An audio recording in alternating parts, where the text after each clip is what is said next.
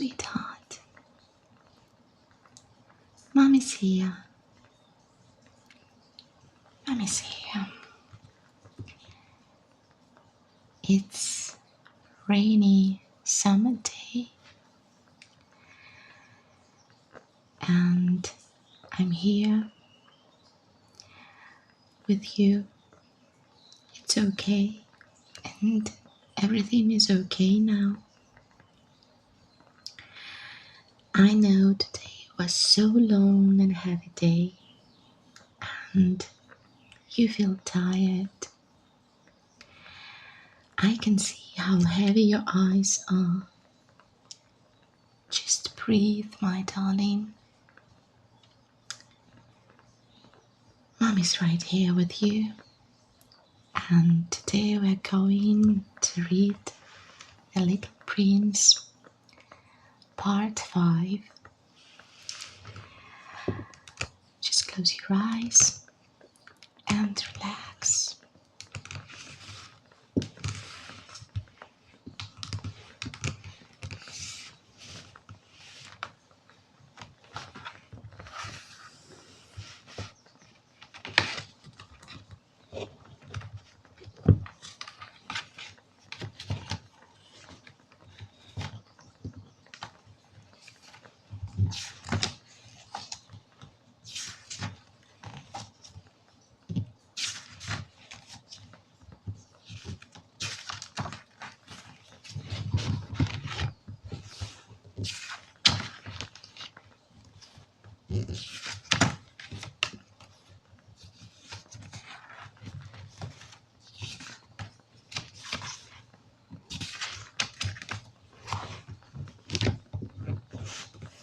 We have finished last time. Here. So, chapter 20. Let's start, my sweetheart.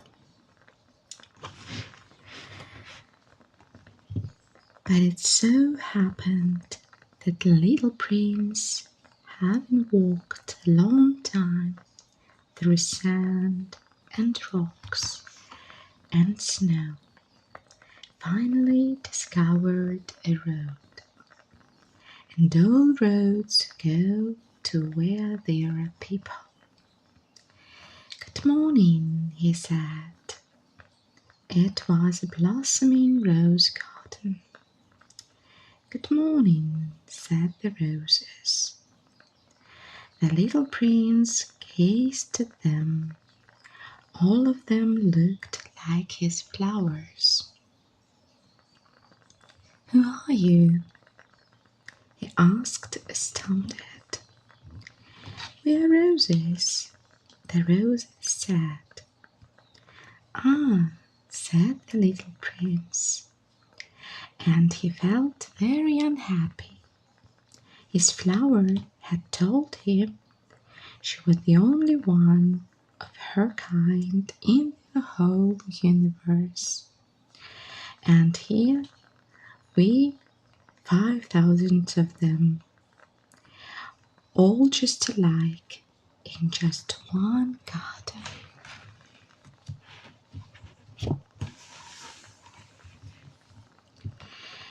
She would be very annoyed, he said to himself, if she was this.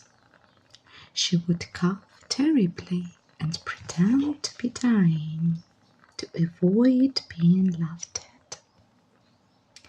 And I'd have to pretend to be nursing her, otherwise she'd really let herself die in order to humiliate me. And then he said to himself, I thought I was rich because I had just one flower, and all I own is an ordinary rose. That and my 3 volcanoes, which come up to my knee, one of which may be permanently extinct. It doesn't make me much of a prince." And he lay down in the grass and wept. It was then that the fox appeared. "Good morning," said the fox. "Good morning," the little prince answered politely, though when he turned around he saw nothing. "I'm here," the voice said, "under the apple tree." "Who are you?" the little prince asked. "You are very pretty." "I'm a fox," the fox said. "Come and play with me," the little prince proposed. "I'm feeling so sad." "I can't play with you," the fox said. "I'm not tamed." "Ah, excuse me," said the little prince. But upon reflection he added, "What does tamed mean?" "You're not from around here," the fox said. "What are you looking for?" "I'm looking for people," said the little prince. "What does that mean?" "People," said the fox, "have guns and they hunt. It's quite troublesome. And they also raise chickens. That's the only interesting thing about them." "Are you looking for chickens?" "No," said the little prince. "I'm looking for friends." "What does tamed mean?" "It's something that's been too often neglected. It means to create ties." "To create ties?" "That's right," the fox said. "For me, you're only a little boy, just like 100,000 other little boys. And I have no need of you. And you have no need of me either. For you, I'm only a fox like 100,000 other foxes. But if you tame me, we'll need each other. You'll be the only boy in the world for me. I'll be the only fox in the world for you." "I'm beginning to understand," the little prince said. "There is a flower. I think she's tamed me." "Possibly," the fox said. "On Earth, one sees all kinds of things." "Oh, this isn't on Earth," the little prince said. The fox seemed quite intrigued. "On another planet?" "Yes." "Are there hunters on that planet?" "No." "Now that's interesting. And chickens?" "No." "Nothing perfect," sighed the fox. But he returned to his idea. "My life is monotonous. I hunt chickens. People hunt me. All chickens are just alike, and all men are just alike. So I'm rather bored. But if you tell me, my life will be filled with sunshine. I'll know the sound of footsteps that will be different from all the rest. Other footsteps send me back on the ground. Yours will call me out of my burrow like music. And then, look, You see the wheat fields over there. I don't eat bread. For me, wheat is of no use whatever. Wheat fields say nothing to me, which is sad. But you have hair the color of gold, so it will be wonderful. Once you've tanned me, the wheat, which is golden, will remind me of you, and I'll love the sound of the wind in the wheat. The fox fell silent and stared at the little prince for a long while. Please tell me, he said. I'd like to, the little prince replied, but I haven't much time. I have friends to find and so many things to learn.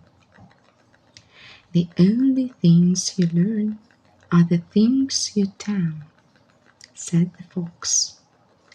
People haven't time to learn anything.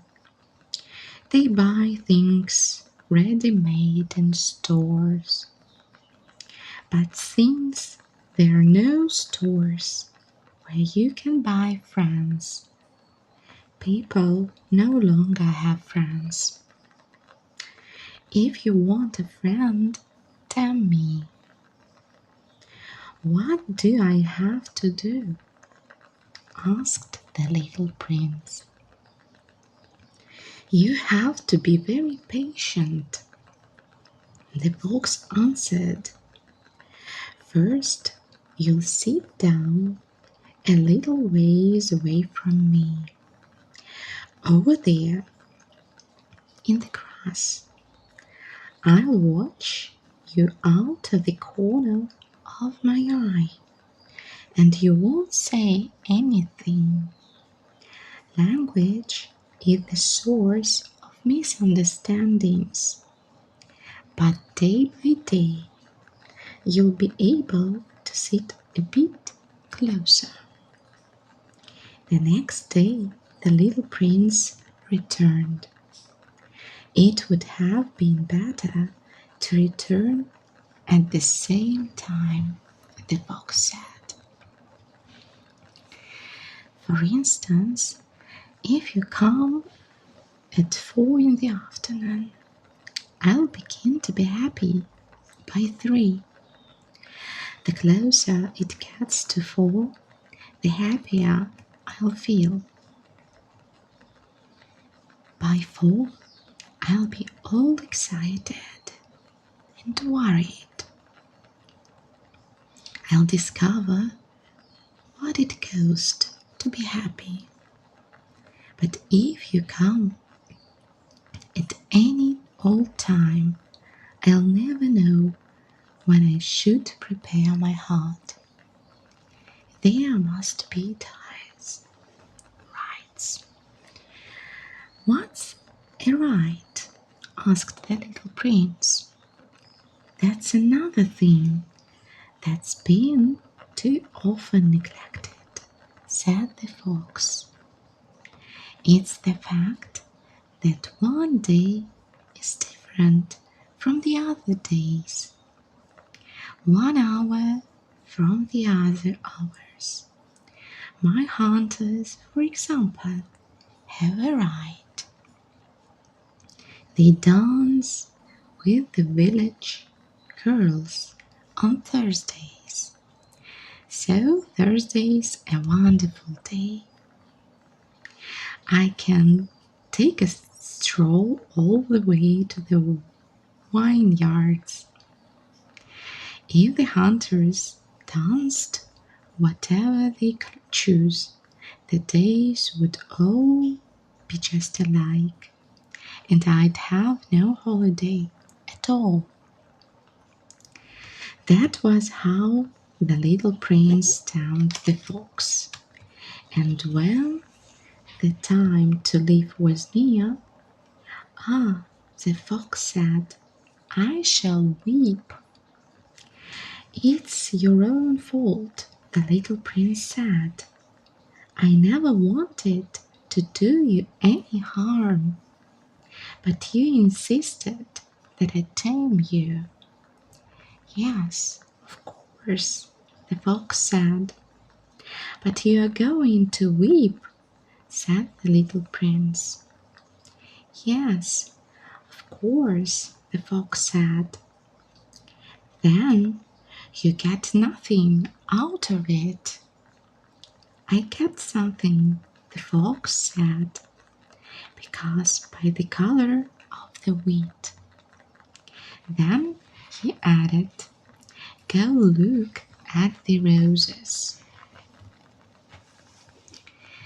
and you'll understand that yours is the only rose in all the world. Then come back to say goodbye, and I'll make you the gift of a secret. The little prince went to look at the roses again. You are not at all like my rose. You are nothing at all yet, he told them. No one has tamed you, and you haven't tamed anyone.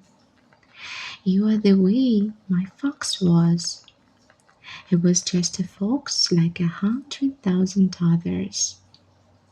But I've made him my friend, and now he is the only fox in all the world. And the roses were humble. You are lovely, but you are empty, he went on. One couldn't die for you. Of course, an ordinary passerby would think my rose looked just like you. But my rose, all on her own, is more important than all of you together, since she's the one I've watered, since she's the one I put on the glass, since she's the one I sheltered behind a screen, since she's the one from whom I killed the caterpillars, except the 2 or 3, 4 butterflies, since she's the one I listened to when she complained, or when she boasted, or even sometimes when she said nothing at all, since she is my rose. And he went back to the fox. Goodbye, he said. Goodbye, said the fox. Here is my secret. It's quite simple. One sees clearly only with the heart. Anything essential is invisible to the eyes. Anything essential is invisible to the eyes, the little prince repeated, in order to remember. It's the time you spend on your rose that makes your rose so important. It's the time I went on my rose, the little prince repeated, in order to remember. People have forgotten this truth, the fox said, but you mustn't forget it. You become responsible forever for what you've tamed. You are responsible for your rose. I'm responsible for my rose, the little prince repeated, in order to remember.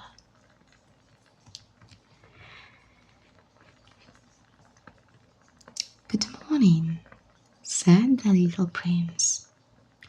Good morning, said the railway switchman. "What is it that you do here?" asked the little prince. "I sort the travellers into bundles of 1,000," the switchman said. "I dispatch the trains that carry them, sometimes to the right, sometimes to the left." And a brightly lit express train, roaring like thunder, shook the switchman's cabin.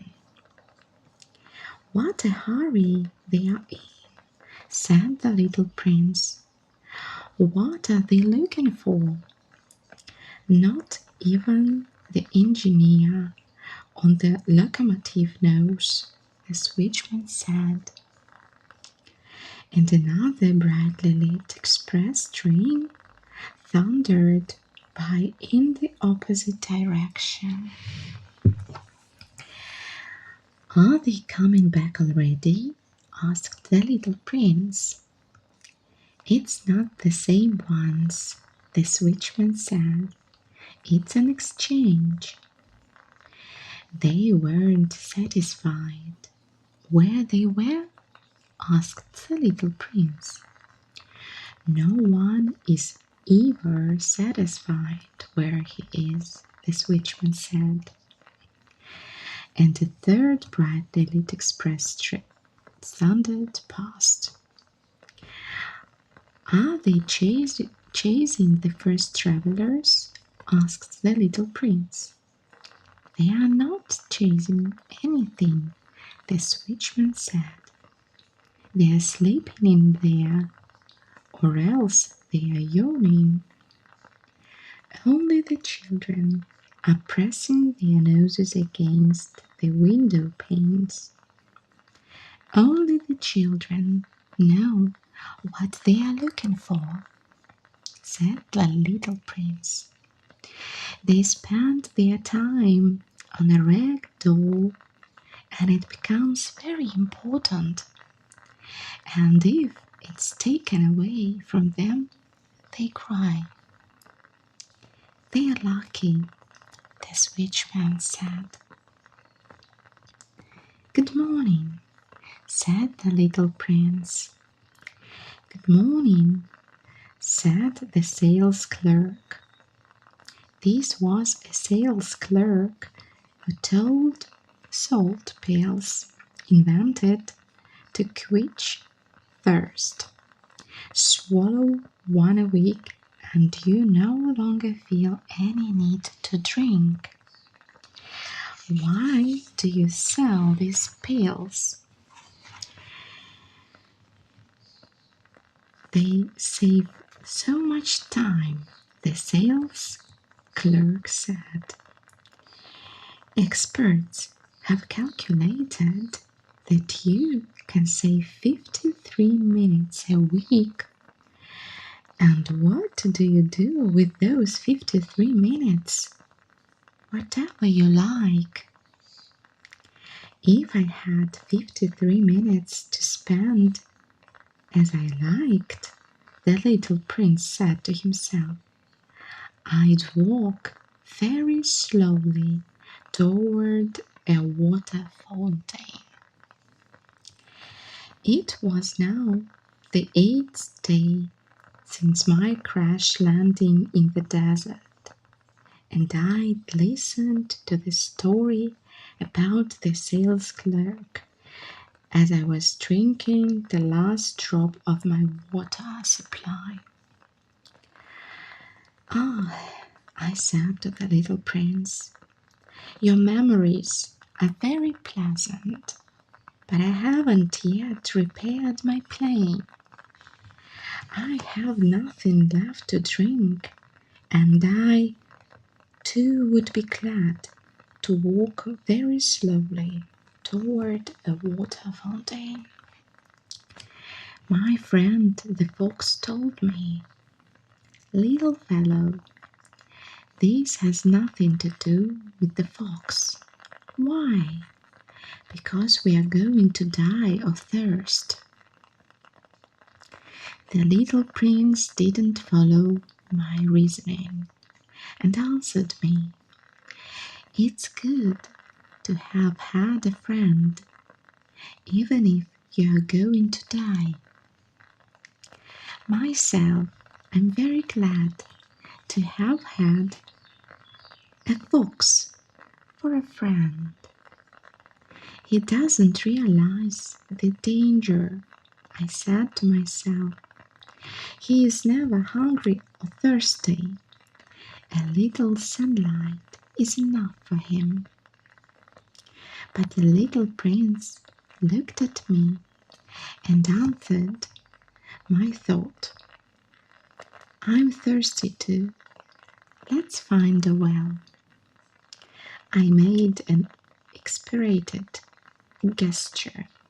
It's absurd looking for a well at random in the vastness of a desert. But even so, we started walking. When we had walked for several hours in silence, night fell and stars began to appear. I noticed them as in a dream, being somewhat feverish on account of my thirst. The little prince's words danced in my memory. "So, you're thirsty too?" I asked. But he didn't answer my question. He merely said to me, "Water can also be good for the heart." I didn't understand his answer, but I said nothing. I knew by this time that it was no use questioning him. He was tired. He sat down. I sat down next to him, and after a silence, he spoke again. "The stars are beautiful because of a flower you don't see." I answered, "Yes, of course," and without speaking another word, I stared all the rides of sun in the moonlight. "The desert is beautiful," the little prince added. And it was true. I've always loved the desert. You sit down on a sand dune. You see nothing, you hear nothing, and yet something shines, something shines in that silence. "What makes the desert beautiful," the little prince said, "is that it hides a well somewhere." It was surprised by suddenly understanding that mysterious radiance of the suns.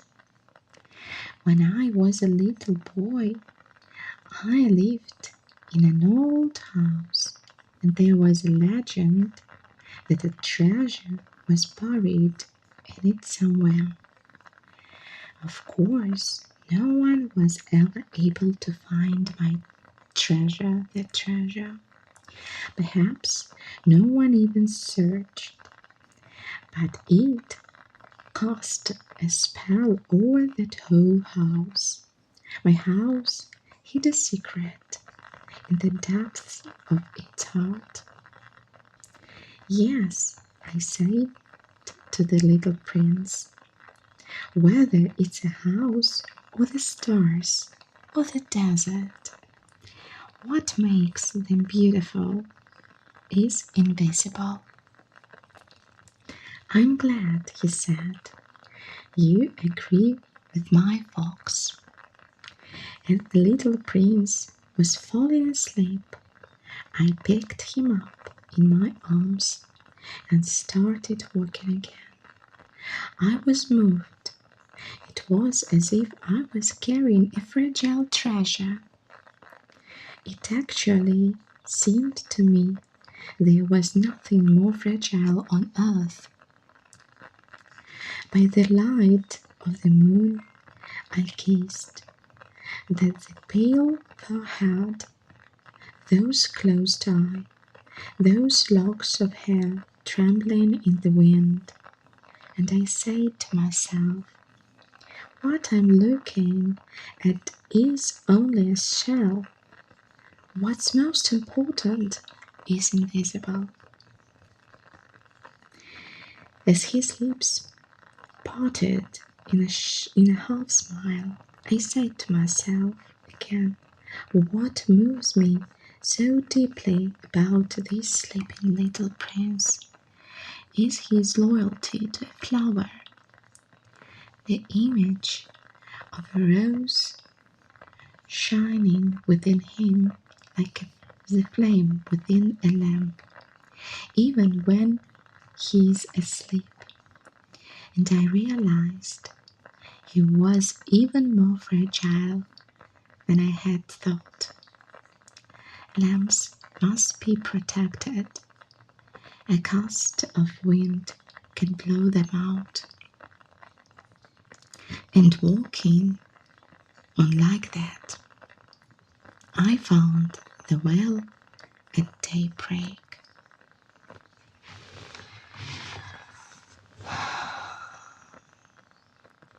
That's the end of our chapter for today, my sweet, and I hope you liked it.